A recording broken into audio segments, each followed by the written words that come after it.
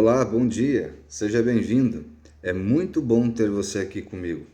Seja bem-vindo a mais um estudo da Palavra de Deus, que a mensagem de hoje possa tocar seu coração, que você a cada dia possa se entregar a Deus de uma maneira extraordinária. Quero convidar você para aquele momento especial que todas as vezes que estamos aqui fazemos, entregar você, sua família, seu coração, sua mente a Deus, aos cuidados do nosso Pai. Feche seus olhos, curve sua fronte e vamos falar com o nosso Deus. Senhor, nosso Deus e nosso Pai, obrigado, meu Deus, por mais uma oportunidade de estarmos aqui na Tua presença. Obrigado pelas Tuas misericórdias se renovarem a cada manhã, pelo dom eterno da vida que o Senhor nos concede. Obrigado pela maneira em que o Senhor tem nos cuidado no decorrer da semana, dos dias, dos meses e desses anos e através das décadas que temos passado ao seu lado, Pai. Obrigado, Senhor Deus, pelos cuidados do Senhor ser tão maravilhosos, ao ponto de a cada dia nos levantarmos com a esperança de um novo dia renascer em nossas vidas. Entrego cada um nas Tuas mãos, é o que eu lhe peço e lhe agradeço, em nome de Jesus. Amém. Bom, alguma vez você ouviu dizer em almas desencarnadas? Alguém já falou isso para você? Pois bem, o nosso estudo de hoje, ele vem dizendo sobre um paraíso com almas desencarnadas. Acompanhe a leitura. Embora os protestantes não aceitam o purgatório, muitos, no entanto, acreditam que as almas dos justos mortos já estão desfrutando do paraíso na presença de Deus. Alguns argumentam que essas almas sejam apenas espíritos desencarnados. Outros que creem que sejam espíritos desencarnados, cobertos por um corpo espiritual de glória. Seja qual for o suposto estado metafísico dos mortos-vivos, essas teorias minam a doutrina bíblica da ressurreição, do julgamento dos mortos. Por que haveria ressurreição e juízo? Vamos lá em Apocalipse 20, versos do 12 ao 14. Acompanhe comigo, Apocalipse 20, do 12 ao 14. Vi também os mortos, os grandes e os pequenos, postos em pé diante do trono. Então se abriram os livros, e ainda outro livro, o livro da vida, foi aberto, e os mortos foram julgados segundo as suas obras, conforme o que se achava escrito nos livros. Deu o mar os mortos daquele que estavam, a morte e o além entregaram os mortos que neles haviam, e foram julgados um por um segundo as suas obras. Então a morte e o inferno foram lançados para dentro do lago de fogo. Esta é a segunda morte, o lago de fogo.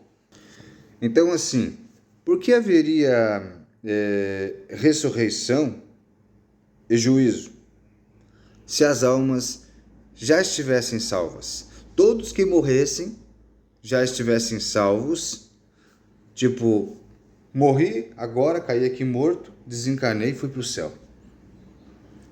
Não teria por que haver ressurreição, e juízo, não é verdade? Então, assim, para você compreender melhor o que eu estou dizendo, acompanhe comigo lá em Atos 2, 29.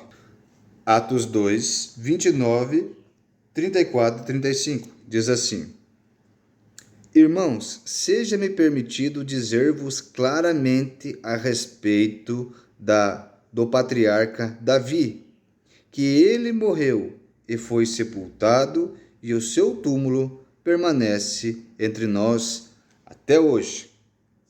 Versos 34 e 35.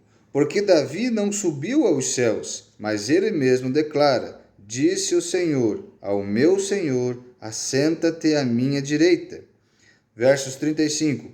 Até que eu ponha os teus inimigos por entrada dos teus pés. Então, assim, essa explicação sobre Davi, sobre ele estar no túmulo até hoje, até os dias de hoje, é uma prova de que todos os mortos, sejam mortos em Cristo ou mortos que se perderam e não foram salvos em Cristo, estão no mesmo lugar no que foram deixados, aguardando o grande dia. Então, assim, não tem como eu dizer para você que fulano morreu, mas ele está num lugar bom, ele está lá num lugar junto de Deus. Não, não existe isso, sabe? Isso é antibíblico. Mas o que eu posso dizer a você com toda certeza e mediante a palavra de Deus é que a pessoa morreu, ela está num lugar de descanso, num sono, esperando o grande dia chegar. Abra sua Bíblia em 1 Coríntios 15, dos versos 16 ao 18. Diz assim: porque se os mortos não ressuscitam, também Cristo não ressuscitou. E se Cristo não ressuscitou, é vã a vossa fé, e ainda permanecei nos vossos pecados. E ainda mais, os que dormiram em Cristo pereceram. Aí você me pergunta, mas como pode então Elias estar no céu? Enoque, né? Moisés foi ressuscitado. Existe N casos. E isso existe explicação. Uma coisa eu posso adiantar para você que é que os desígnios de Deus, só Ele sabe. Nós não podemos mudar a palavra de Deus e nem mesmo contestá-la. Deus sabe o que faz. Vou lhe provar o que eu estou lhe dizendo segundo a palavra de Deus. O que a palavra de Deus vai lhe provar, não sou eu, é a palavra de Deus que vai lhe provar. Abra sua Bíblia em Gênesis 5, versos 24. Diz assim: andou Enoque com Deus e já não era, porque Deus o tomou para si. Certo? Vá lá também em 2 Reis, dos versos 9 ao 11. Diz assim: havendo eles passado, Elias disse a Eliseu: pede-me o que queres que eu te faças, antes que eu seja tomado de ti. Disse Eliseu: peço-te que me dê um pouco por herança, porção dobrada do teu espírito. Versos 10. Tornou-lhe Elias: dura coisa pediste, todavia se me vires quando for te tomado de ti, assim se fará, porém, se não me vires, não será, e não se fará. Versos 11. Indo eles, andando e falando, eis que um carro de fogo com cavalos de fogo e os separou um do outro. E Elias subiu ao céu num redemoinho. Certo? Enoque e Elias foram levados aos céus. Por quê? Porque eram servos de Deus, leais, fiéis a eles. E Deus achou por bem os levarem. Mas, segundo a Bíblia, eles não estão à direita junto com Jesus e com Deus. Eles estão num lugar determinado no céu. Foram levados aos céus em vidas. Por quê? Porque Deus os tomou, porque eles faziam a vontade de Deus, certo? Agora, há muita diferença entre uma desencarnação, quando a pessoa morre e ia ao céu, e uma ressuscitação. certo? Como nos últimos dias agora, quando Cristo voltar a esse mundo, os mortos ressuscitarão e serão julgados, um para a vida eterna e outros para a vergonha eterna. Agora, vamos comparar uma reencarnação, uma desencarnação, né? Um corpo que é desencarnado, como muitos acreditam, e uma ressurreição, quando, por exemplo, aqui diz Moisés foi ressuscitado. Moisés está nos céus também, né? Também foi um homem que viveu 120 anos e andava ao lado de Deus e fazia a vontade de Deus, era servo, né? Servo leal a Deus. Pegue sua Bíblia e abra em Judas, certo? Judas, lembrando a vocês que não é o Iscariote, né? A Epístola de Judas. Então lá, Judas, no versos 9, diz assim: Contudo o arcanjo Miguel, quando contendia com o diabo e disputava a respeito do corpo de Moisés, não se atreveu a proferir juízo infamatório contra ele. Pelo contrário, disse o Senhor: te repreendas. Então veja, aí você tem uma noção completa, né? Que Moisés foi ressuscitado, diferentemente de Enoque e Elias. Enoque e Elias foram tomados, foram levados em vida, certo? O corpo que eles estavam foram transformados do corpo corruptível à incorruptibilidade, né? Eles foram levados em vida, diferentemente de Moisés. Moisés morreu aos 120 anos e quando o arcanjo Miguel, Cristo, contendia com o diabo, Satanás, que queria levar o corpo dele, né?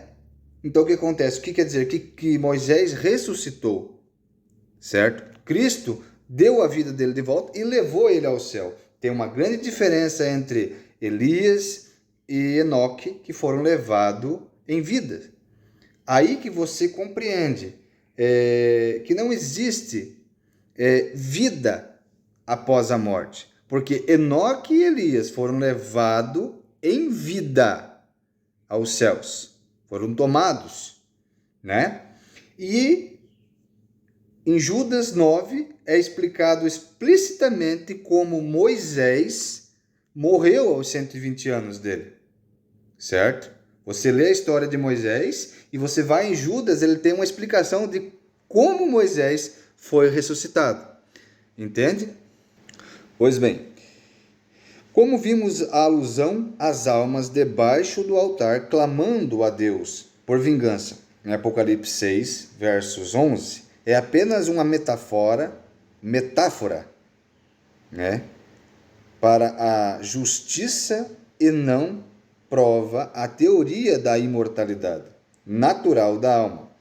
Caso contrário, dificilmente pareceria que essas pessoas estivessem desfrutando da recompensa. A sepultura é um lugar de descanso para os mortos, que inconscientemente aguarda a ressurreição quando a sua existência consciente será restaurada. Os mortos, mesmo os justos, não são almas desencarnadas que vagam pelo céu, esperando se reunir aos seus corpos na ressurreição final. Além disso, sobre o que Paulo poderia estar falando em 1 Coríntios 15, 18, quando disse que se não houvesse ressurreição dos mortos, então os que adormeceram em Cristo estão perdidos. Como poderiam estar perdidos se já estão na bem-aventurança no céu? E estão lá há tanto tempo, desde que morreram. Uma doutrina central do Novo Testamento, a ressurreição dos mortos por ocasião do retorno de Cristo, é anulada pelo falso ensino de que os justos mortos voam para a sua recompensa eterna logo após a morte. No entanto, ouvimos isso o tempo todo, principalmente em funerais. Quantas vezes você já ouviu em funerais quando a pessoa morre, a pessoa ir lá dizer assim: olha, não esquente a cabeça, ela está num bom lugar. Deus acolheu ela nos braços. Eu sinto muito em dizer para você isso, meu amigo. Sinto muito. Mas aquela pessoa que está ali é só o corpo, é só a matéria. Porque o que tem na pessoa é o fôlego de vida.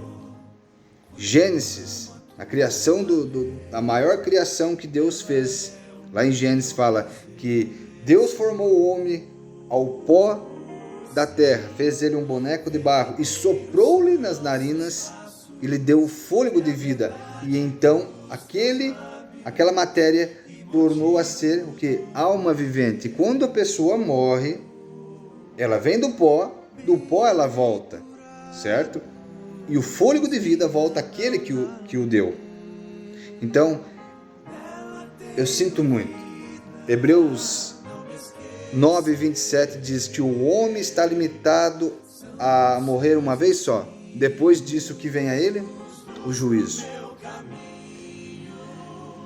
Meu irmão, estude a palavra de Deus mais aprofundadamente. Peça para Deus o direcionamento do que você está lendo. Não saia espalhando para os outros aquilo que você não entendeu, porque isso faz mal a você e faz mal a quem escuta, porque você está ensinando da maneira errada a palavra de Deus.